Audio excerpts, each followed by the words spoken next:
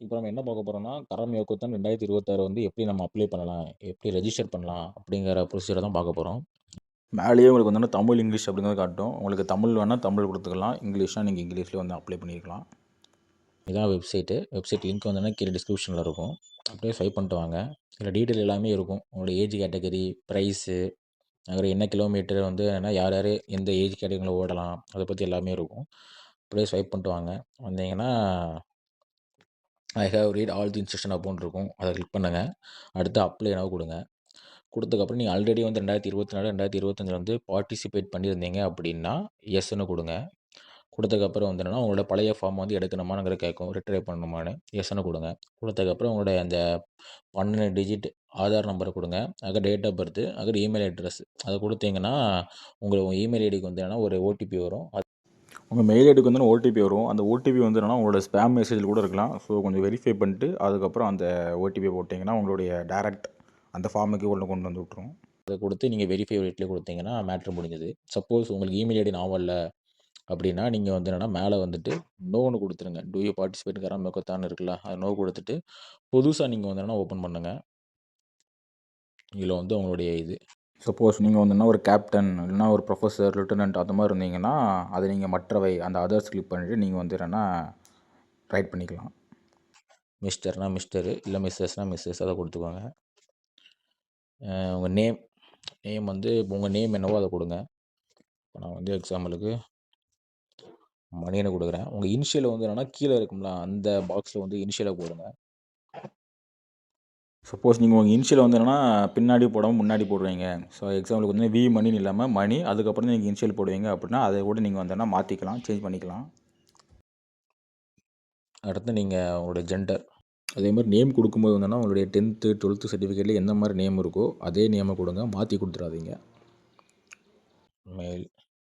Date of birth.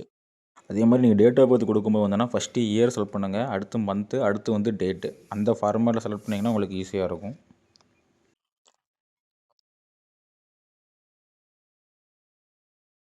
குடுத்துட்டு நீங்க next குடுத்துருங்க. அடுத்து உங்களுடைய கண்ட்ரி, ஸ்டேட்டு, அடுத்து உங்க டிஸ்ட்ரிக்ட்,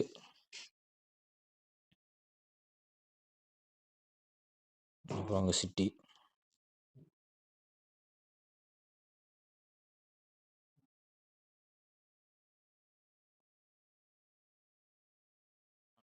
உங்க street name,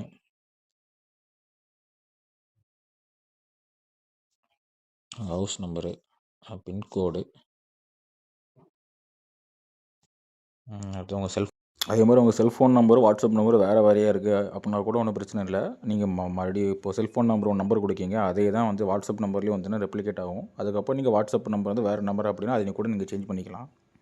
phone number. Cellphone நம்பரும், உங்க வாட்ஸ்அப் நம்பரும் வேற அப்படி இருக்காம, உங்க வாட்ஸ்அப் நம்பர் என்னவோ அதே வந்து உங்க செல்ஃபோன் நம்பர் கான்டாக்ட் நம்பரவே குடுத்துக்கோங்க. அடுத்து உங்க ஆதார் நம்பரு.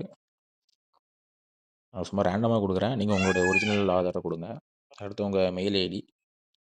அதே மாதிரி உங்க மெயில் ஐடி குடுக்கும்போது கரெக்ட்டான மெயில் ஐடி குடுங்க. தப்பான மெயில் ஐடி குடுத்துறாதீங்க. ஏன்னா, அதில தான் வந்து உங்க பிப் நம்பரு எல்லா நோட்டிஃபிகேஷனுமே அதுல தான் சென்ட் ஆகும்.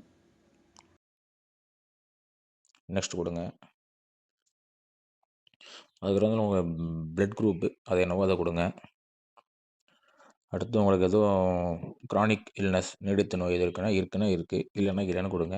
அதுக்கப்புறம் வந்து சுவாச பிரச்சனை, அப்புறம் வந்து வலிப்பு,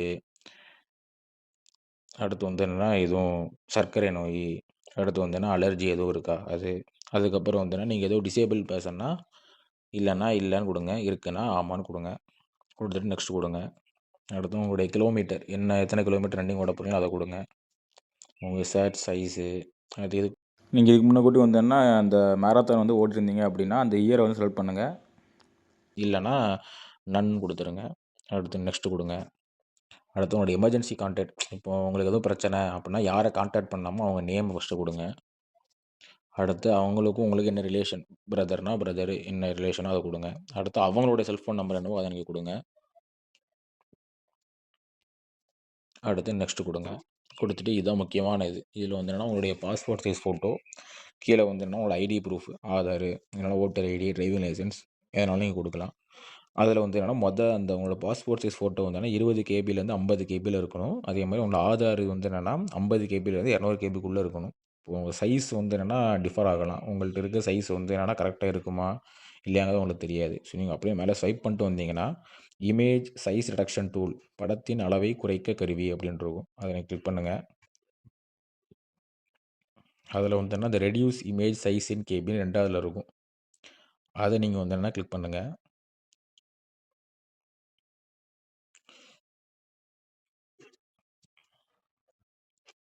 அதில போய் நீங்க செலக்ட் இமேஜ் குடுங்க. ஃபர்ஸ்ட்டு வந்து என்னன்னா, பாஸ்போர்ட் சைஸ் ஃபோட்டோ அப்படிதானே? ஸோ, நான் ரேண்டமா ஒரு பிக்சர் எடுக்கேன். நீங்க உங்களுக்கு கரெக்ட்டான ஃபோட்டோ குடுங்க. குடுத்துட்டு முதல்ல வந்து என்னது 20 டூ 50 கேபி. நான் ஒரு 45 கேபின்னு குடுக்குறேன்.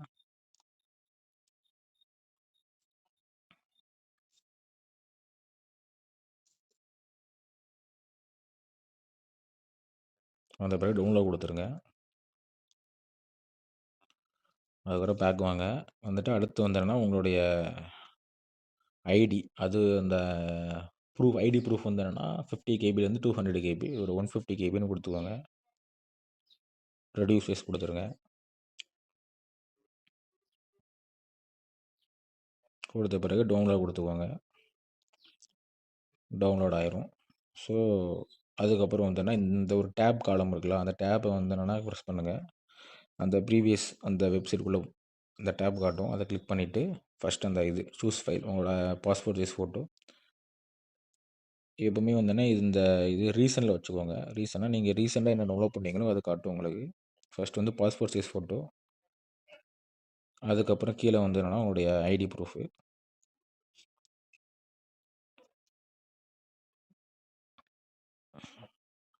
அத குடுத்துட்டு கீழ அப்படியே வந்தீங்கன்னா, I accept terms and condition இருக்கும். அத கிளிக் பண்ணுங்க. அடுத்து ப்ரிவியூன்னு காட்டும். ப்ரிவியூ குடுங்க.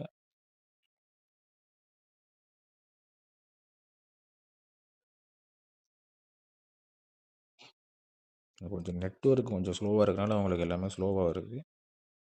ஸோ, குடுத்ததுக்கப்புறம் வந்து என்னன்னா, நீங்க ப்ரிவியூ அப்படிங்கிறத குடுங்க. அதுக்கப்புறம் நீங்க எதுவும் எடிட் பண்ணணும் அப்படின்னா, எஸ் குடுங்க.